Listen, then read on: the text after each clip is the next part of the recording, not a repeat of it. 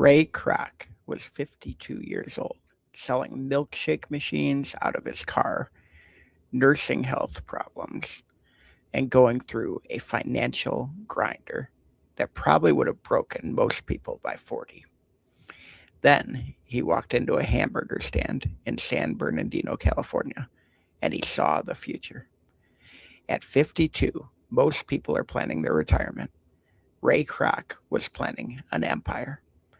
If that doesn't destroy every excuse that you've ever made about timing, nothing will. Hello, my name is Todd Hagopian, the original Stagnation Assassin, and the author of this book, The Unfair Advantage Weaponizing the Hypomanic Toolbox. But today, we're doing a Stagnation Assassin book review of Grinding It Out, The Making of McDonald's by Ray Kroc. So get ready for a hard hitting, bold, relentless review of this entrepreneurial autobiography, and we will decide whether it earns legendary status on your bookshelf. Ray Kroc is the man who took a single hamburger stand operated by the McDonald's brothers and turned it into the most successful fast food franchise on the planet. Harvard Business School called him the service sector's equivalent to Henry Ford. However, he did not invent McDonald's. He saw what the McDonald's brothers couldn't or wouldn't see, that their system could scale to dominate the world of hamburgers.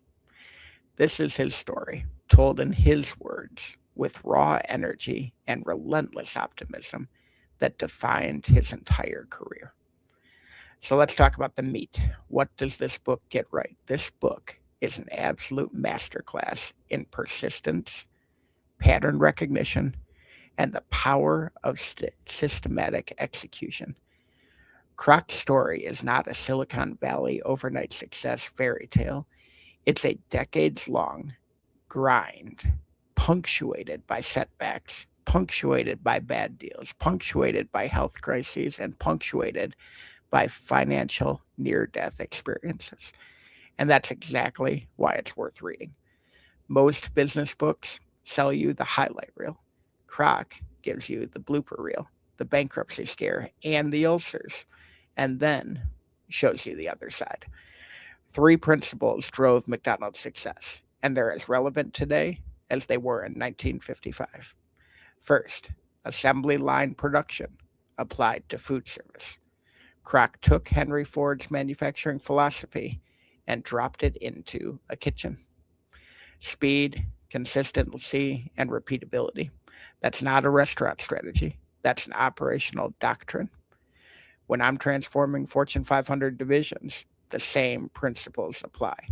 Systematize the repeatable, liberate the creative, and never let variation be the enemy of velocity. Second, obsessive perfectionism on fundamentals. The French fry story alone is worth the price of this book.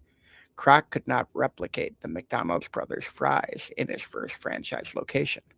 He consulted with the Potato and Onion Association. He discovered that potatoes need to cure. They need to dry out after being dug, essentially, before they develop peak flavor. He engineered a storage system to solve this problem. A supplier later told him that he wasn't in the hamburger business, he was in the French fry business. Kroc didn't just make French fries, he perfected them, and then he built a $40 billion company on top of that perfection. Fundamental fanaticism isn't boring, it's what makes billionaires. Third, the franchise model as a vehicle for entrepreneurial distribution. Kroc didn't just sell burgers. He created a system that turned ordinary small business operators into successful franchisees. And those franchisees then innovated from within. The filet of fish, the Big Mac, the Egg McMuffin, those all came from franchise operators, not from some corporate headquarters innovation department. That's decentralized innovation decades before it became a business school buzzword.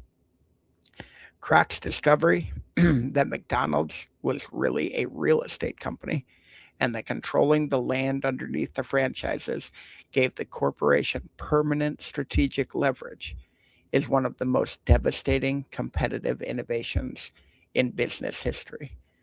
Kroc didn't just sell hamburgers, he bought the ground that they were cooked on. That's not a franchise strategy so much as it's a fortress strategy. The personal element hit just as hard. Kroc's mantra of grinding it out, showing up, taking the hits, and refusing to stay down is the purest form of anti stagnation philosophy that I've ever encountered in an autobiography. He didn't have youth, he didn't have health, he didn't even have capital. He had persistence and pattern recognition, and that was enough. But every book gets a murder board, so let's talk about what this book gets wrong, because even founding legends have blind spots. So first, Kroc is an unreliable narrator when it comes to the McDonald's brothers. His version of the story paints them as small-minded operators who couldn't see the opportunity that he saw. The reality, as documented elsewhere and dramatized in the film The Founder, is a lot more complicated than that. Kroc's deal with the brothers was aggressive to the point of ruthless, which we are fine with. He ultimately pushed them out of their own brand and reportedly reneged on a handshake agreement for ongoing royalties. The book glosses over this with self-serving kind of diplomacy. Kroc tells you how he built the empire. He's a little less forthcoming about who got buried in the foundation, which often is the case.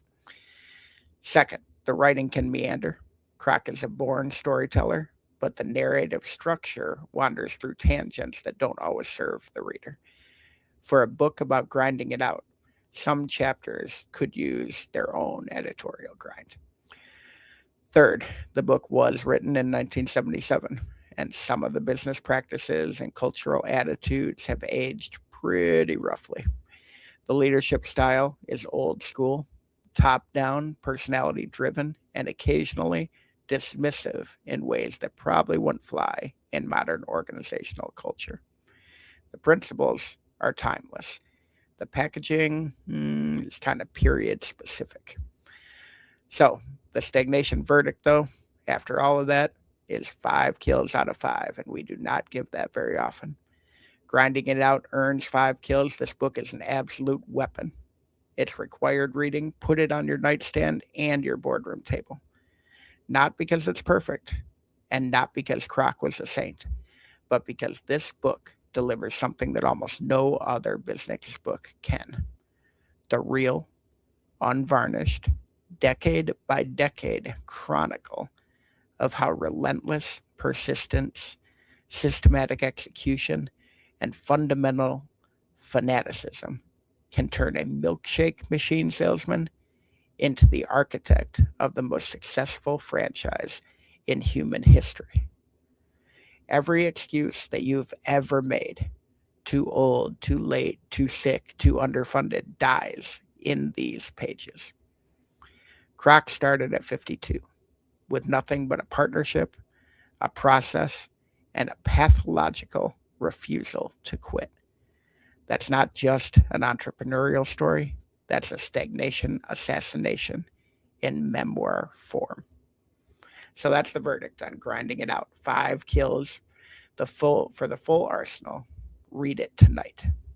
And if Ray Kroc's story lit a fire in you, if you're ready to stop grinding in place and start grinding towards transformation, grab The Unfair Advantage, Weaponizing the Hypomanic Toolbox on Amazon.com or visit toddhagopian.com and stagnationassassins.com for the world's largest stagnation database. Subscribe to the Stagnation Assassin Show. And remember, Ray Kroc was 52. He was broke. He was selling milkshake machines. But he died a billionaire who changed how the world eats. What is your excuse?